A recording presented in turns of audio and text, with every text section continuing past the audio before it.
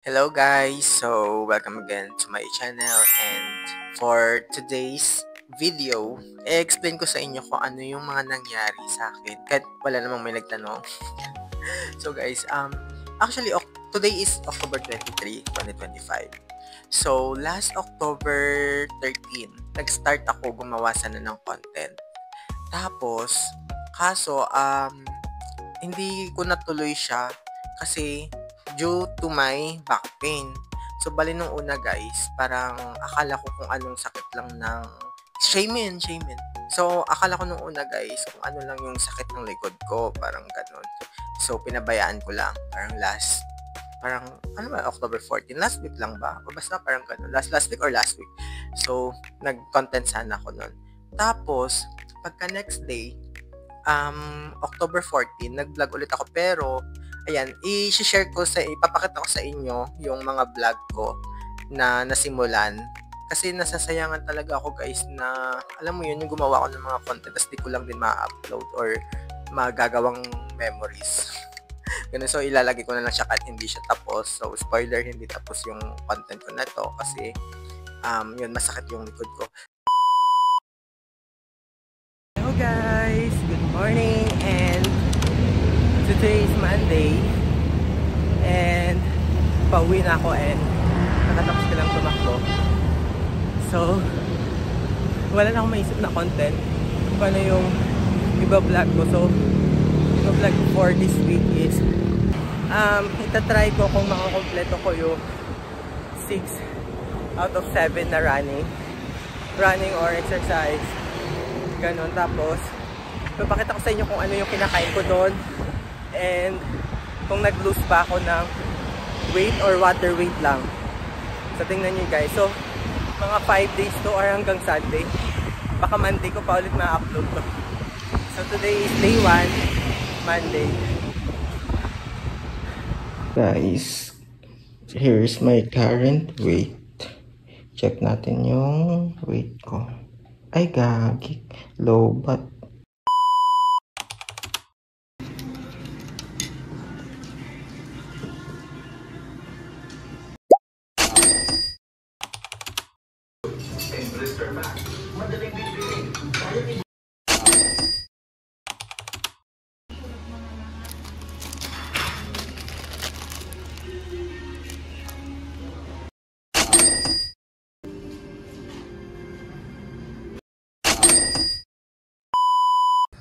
so guys, tayo ay magkikilo for today. So kaninang umaga actually magkikilo sana ako kaso low bat siya. So chinarge ko muna. So tingnan natin kung ilan ang kilo ko. Mag-start ako ng diet. 59. Totoo ba yan? 59?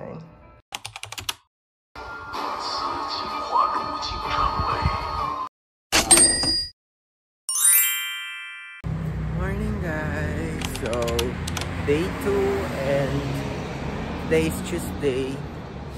Actually guys, hindi na sana ako itutuloy itong vlog na to kasi or cut yung walking na lang siguro kasi ang sakit ng likod ko dito banda. Ito sa likod ko. Yung sa gitna. So masakit siya actually, ano pa siya, parang Sabado pa siya masakit. So kahapon nga pinilit ko lang din, nakapag-jogging ako kahapon nga masakit. Ngayon gusto ko sana magpahinga lang. Pero since nasimulan ko na kahapon Monday yung exercise na vlog, so ituloy ko na lang. Pero ewan ko lang kung mga sa susunod na araw kung itutuloy ko pa. Kasi baka guys, kailangan ko mag-recovery kasi ang sakit dito. Oh. And mag-walking lang ako ngayong araw. Hindi ko muna pipilit yung takbo. Baka ma-injury pa ako lalo. Ayun, parang gumaganito lang ako, parang sakit niya. So guys, cancel na muna. Pabalik na ako ngayon ng bahay. Hindi ko na itutuloy. Kasi natatain na ako. Sayang. 5:28 na. Sayang naman. Bigla akong natae. As inang pangit sa pakiramdam. Hindi ko na talaga itutuloy yung walking. So bali, anyway. So, after ko na October 13 at saka 14, so, doon lang ako nakapag-vlog. Tapos, in-stop ko na hindi na ako natumuloy kasi ang sakit ng likod ko. So, parang umabot ng 1 week, okay naman yung, parang medyo umokey-okey naman yung ano ko, yung likod ko. Pero masakit pa rin siya, may sakit. Pero nagagalaw ko pa rin. Tapos, so I decided ulit na mag-vlog ng October 20. So, pagka Monday ulit yon. Kasi sabi ko, actually this week lang yun eh. Kasi 23 pa lang naman. So, October 20. So, nag-vlog ulit ako.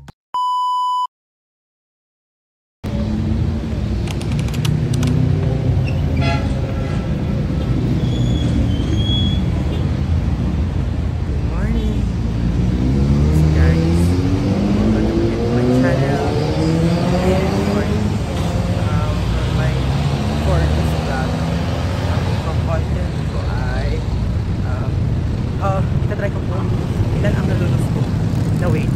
Siguro 5 days, Monday to Friday ang gagawin ko, or Monday to Sunday. Sige, Monday to Sunday na lang. So for sure, i-upload ko to next week pa. So today is Monday, October 20. So, ano yung mga, dun sa content.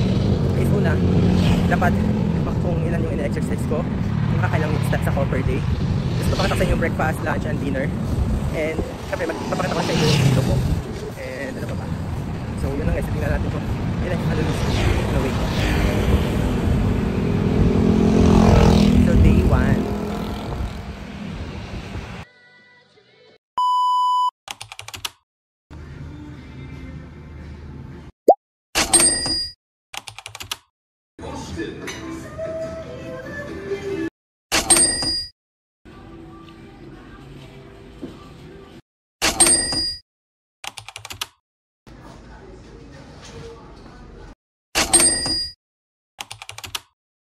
Kaso yun guys, pag vlog ko ng Monday, pagkagabihan, sobrang di ko alam kung ano nangyari sa likod ko. Kasi yung dito na likod ko guys, dito, sa cervical pala to na part dito.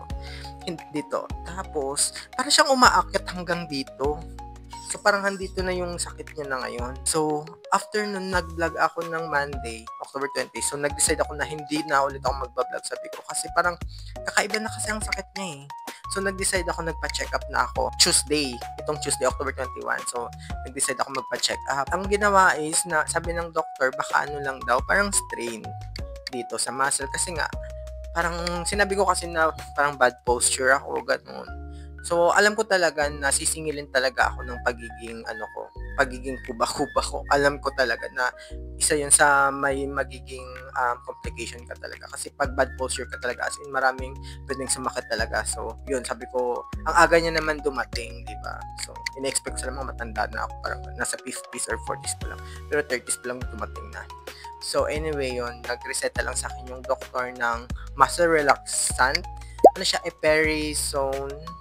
Correct niya na lang ako sa term ng medicine. Nagpa-x-ray ako dito sa cervical part.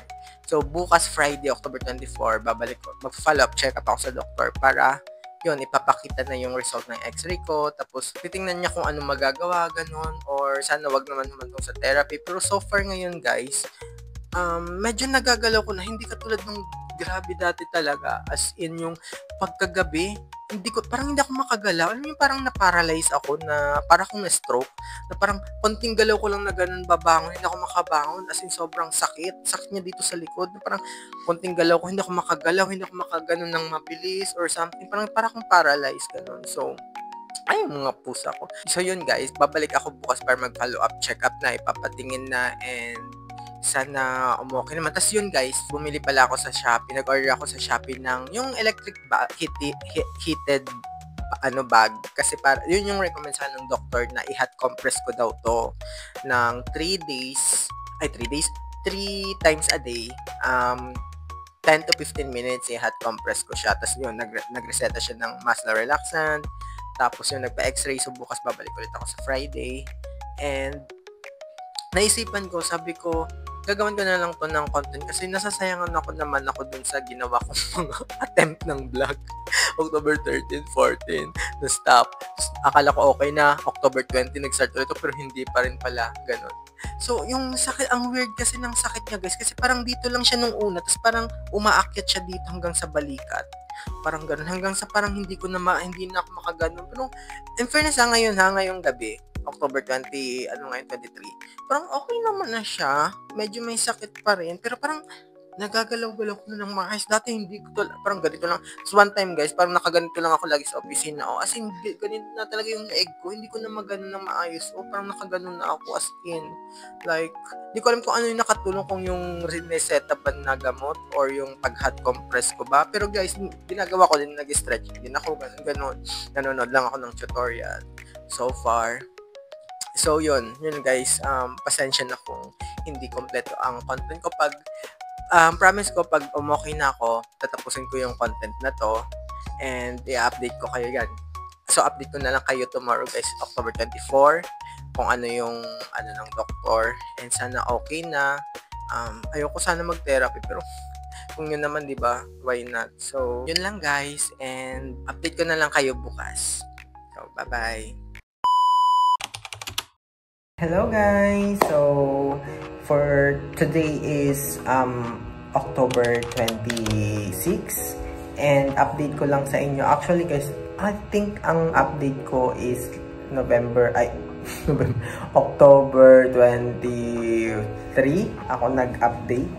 Anyway guys, so ito na yung result. So, di ba nagpa-check up ako sa doctor? Follow-up check up nung Friday. Ano ba yun? November. Ba't November? November ka ng November. Gusto mo na maging November? So, October 24, nag-follow up check up ako sa doktor. Ano lang naman, sabi ng doktor, very normal naman daw yung parang ganong cases na, kasi parang hindi ko dala yung x-ray ko nasa office. So, bale, kasi di ba yung result ng x-ray ko guys is, di ba, parang may natural curve daw to, na cervical or dito sa neck natin, may natural curve daw. Yan yung lumabas sa x-ray ko daw is parang nag-straight na siya. Straight siya. So parang napipersa daw yung dito. So nagkakaroon dito siya ng anong tawag nito? Na parang, basta parang na ano siya, parang na-stress yung dito siguro. Tapos sabi ng doktor, pwede ring daw, it's physical at saka or emotional stress, mga ganun. So, ang pinapatuloy niya pala ulit sa akin yung iniinom ko na Eperisone, yung 3 times a day, iniinom ko pa rin yun for 7 days. So, pang ilang days ko na ba yung Tuesday, Wednesday, Thursday, Friday, Saturday, Sunday. So, pang 6 days ko na ngayon guys. So, pang 7, last day na bukas Monday. And, ito guys, ito pala yung binili kong yung umiinit, pang hot compress ko. Nilalagay ko siya dito, ganun. So, siya na siya. Actually, guys, so far ngayon pala yung update. Medyo nagagalaw ko na siya. Yan, nakakapag-relax-relax na ako. Ang mahirap na lang, guys, parang pag hindi ko siya fully maganito or something. Dito, okay naman. Pero pag dito or something ganito, yung parang pag na-stretch yung dito, medyo masakit siya. Pero, hindi na siya katulad nung dati na parang hindi ko talaga maigalaw yung katawan ko. Pero ngayon, medyo okay na. Tapos, so ba lang ginawa ko, guys, ha?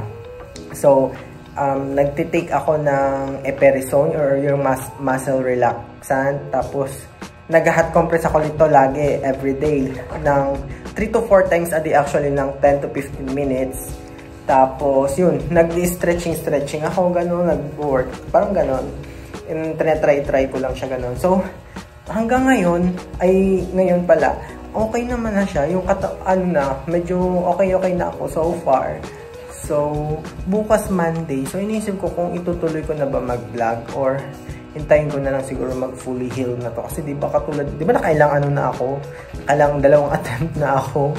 Tapos, pag mag-attempt ulit ako bukas Monday, tapos di naman pala, sasakat na naman pala. So, wag na. So, feeling ko, na lang siguro, hintayin ko na lang ulit na okay na talaga to. And yun, nagtanong pala ako sa doctor guys, na sabi ko, pwede kaya yung bumalik ako sa walking, kasi di na ako nakakapag-running, namimiss ko na mag-exercise. Sabi ng doctor, actually, yung mga walking or running or jogging, good for the, back, so lower back ang maganda daw. Pero yung likod, parang hindi daw ganun. Pero okay naman daw, pwede na daw ako, basta kung sumakit daw or parang stop muna, ganun. So, bukas try ko na ulit mag-walking na lang muna for 1 hour, ganun. And, yun lang guys. I hope okay na tong likod ko. And, yun, itutuloy ko pa rin yung vlog ko. Ko na lang sa inyo guys. Update ko na lang kayo kung yung next vlog ko is okay na ba or pwede na. Sana okay na tong likod. And yun lang guys. Dito na pa nagtatapos na ng aking vlog and update. And stay safe and healthy ha. Bye-bye.